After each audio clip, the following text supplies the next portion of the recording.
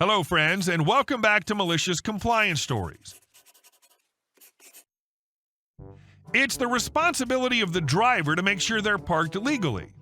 It sucks that you had to tow her car, OP, but you can't be expected to spend hours looking for the owner or to stay home until they choose to move their car. But before we begin, best way to support our channel is to leave comments, like, and subscribe with the turned-on bell so you don't miss the new video every single day. Fences make good neighbors. My parents lived in a house where the neighbor had right of access across my parents' back garden to get to theirs. Standard UK Victorian and terrace rules. They were crappy neighbors. They would let their grandkids run around in our garden and drop their rubbish. They would also come out and stand in our garden while my parents had family barbecues and stare at us. My folks couldn't do much about it because they had the right to be there. My parents were fed up of this, as well as them walking across the flower beds and leaving the gates open. So when the farmer who owned the land surrounding my parents' house offered to sell about a quarter acre of it, my parents jumped at the chance. Imagine the original path to the neighbor's back gate before the sale. They would walk up the path beside my parents' house across the yard, where they could look into our kitchen, and walk to their gate, which was located on the boundary between our two houses, about halfway up the garden. My parents bought the land and erected two 7-foot fences around the perimeter of the land. The fences were about 4 foot apart. The entrance was about 30 feet away from the original gate, and when you walked all the way around the new path, it led directly to the neighbor's back gate. Essentially, they had their own path and didn't need to enter our garden. The neighbors didn't like this because it meant they had to walk much further to get to their back gate. My parents reminded them they fulfilled their legal obligation to give them access across their land to the neighbor's back garden. It didn't say anywhere that it has to be the shortest route. The neighbors threatened legal action but didn't follow it up. The farmer sold the rest of the land to a developer. The neighbor contacted the developer to ask if they could create their own exit onto the developer's land at the far end of their garden so they didn't have to use our path. The developer agreed, as that area was going to be a pathway. They gloated to my dad they didn't need our path anymore and he'd wasted his money for nothing. So my dad put a lock on the gates to ensure privacy, as they no longer needed it. When the foundations for the first buildings went up, the neighbor complained to council and company that they were too close, by 2 meters, and had to be moved. The fuss cost the developer a lot of extra money, so they sent a letter to all the neighbors informing them a path will no longer be running along the back of our gardens, as it'll now be used as garages to offset the cost of reworking the foundations. They built a large block directly behind neighbor's garden. The neighbors now had a gate at the bottom of the garden that led to an ugly concrete wall. The neighbor then had to come cap in hand to ask my dad to politely remove the lock so he could start using the path again. My father obliged. The neighbors only stayed a few more years, as it seemed that the son-in-law actually owned the house, and when he divorced the daughter, he sold the house and kicked them out. Edited for clarity of what a Victorian terrace house is. Imagine a row of houses built all in a line with no space in between. All the houses had a front door and a back door.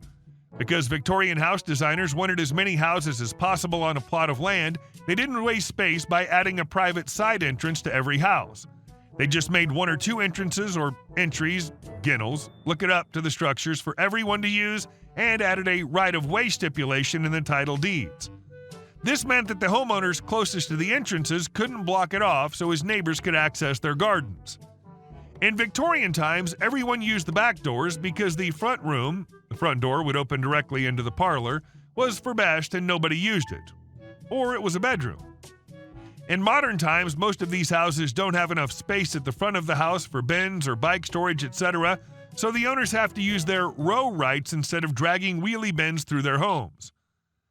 The wildest part of the story for me is that this kind of easement is routine with terraced houses.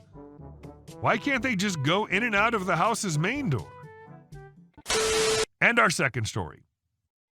Former employee turns me in for fraud, enlists his father/lawyer to push it. I was a public employee for many years. I had a middle management role for about 20 years. I reported to a department head who reported to the mayor. I had a small staff, typically 5 to 10 people who were mostly part-time. They rotated every few years, and I tried my best to make their time with me valuable. I helped them pad out their resumes, paid for training, and more.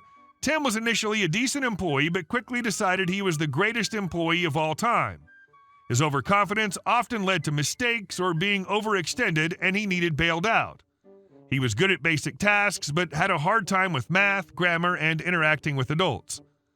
Part of my job was seeking federal grants for small infrastructure projects. Think adding ADA benches to nature trails and curb cuts on old sidewalks or bridges on walking paths across ditches. I would write the grants and specs. The small staff would help administer the grant. Sometimes they'd do the work, sometimes they'd oversee contractors. The grants were extremely clear and included a matching component. Sometimes we would add cash or equipment time or staff time. Sometimes we'd have volunteer organizations match with labor. We were doing a bridge grant, and I put the employee Tim in charge. It was phase 3 of 3, and we had a lot of experience. There were 21 bridges we were replacing in batches of 7. Tim just had to keep the process going with volunteer match labor hours. The process was practically automatic. All he had to do was show up with materials and stay out of the way. He did an adequate job, barely. I had to keep him on track to stay in spec. We're spending money to improve water quality. He wanted to improve recreation. We sent a lot of emails and texts about it. The department also used project codes to track grant spending. Each grant had a code, and it was very easy to code all the time and materials through the accounting department. The volunteers signed logs each day, and the process was pretty tidy. That fall, Tim continued to struggle with basic tasks and eventually demanded a promotion for his outstanding work. He did not meet the very clear requirements for a promotion, government requirements, through his own laziness despite being given opportunities to become qualified. Eventually, he became intentionally negligent and put himself and others in danger. I called him into the office after an egregious incident and offered him the opportunity to resign or be fired. Resigning means he could be eligible for rehire in a different department. Fired means he's blacklisted from the city. He refused to resign, so I terminated him. He seemed shocked. I think he thought it was a bluff or scare tactic. He thought he was a critical cog in the machine, but he was a thorn in my side. His dad's a well-known local attorney. I had pulled Tim's state criminal record, and on close inspection, it was clear Daddy was bailing him out throughout life. Assault charges dropped, DUI pled to a traffic violation, possession pled to an infraction. Tim decided to come after me. His first move was to call the federal division that oversees my grants and report fraud. They launched an investigation. My records were 1,000% immaculate.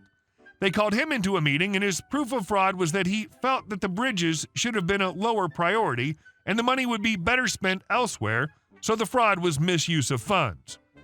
But the grant specs were followed precisely by him. He'd tried to divert funds, and I'd stopped him. I had written evidence. The project he'd accused on was the literal poster child for success and was included in a slideshow to the legislature on success of the grant program. The Fed and city powers were livid for wasting time. I had reams of perfect documentation. He was yelled out of the building. He then filed a wrongful termination suit. He told his dad about the apparent mistreatment, and his dad filed. I contacted the city attorney and dumped hundreds of pages of documentation with a summary in his email. I was in City Hall when Daddy Attorney came slinking out of the legal department apologizing for his idiot son. I heard from a mutual friend Daddy gave Tim a thorough reaming and withdrew the financial support that had allowed him to live on part-time work. He's doing better today, but right around that time his wife discovered his ongoing affair, the mistress got pregnant, and things got rough. I love how your paperwork was absolutely flawless and allowed Tim to run himself into the ground. Oh, to have been a fly on the wall for when the city met with his daddy. And our last story. Towed a car that was blocking part of my driveway. I live in a northern climate where we get a lot of snow. The city does their best to get the plows out consistently, but I live on a side street that seems to be low on the priority list. Sometimes when the plow comes by and creates drifts along the side of the road, it can be almost impossible to see where people's driveways are. I also live next to an apartment complex that has a way too small parking lot, so there's a fair amount of people who park on the street. Last week we got a pretty large amount of snow, but since my street's low on the plow list, I had my driveway cleared before the plows came by. When the plow did come, it created a big drift at the end of my driveway, tall enough that I couldn't get my car out without clearing the drift first.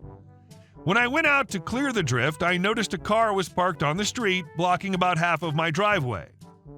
I didn't have anywhere to be at the moment, so I figured I would clear the drift and give the person time to move their car. Well, the next day comes and the car's still there. It hadn't moved in about 36 hours at this point. I didn't recognize the car, so I figured it was someone in the apartment complex.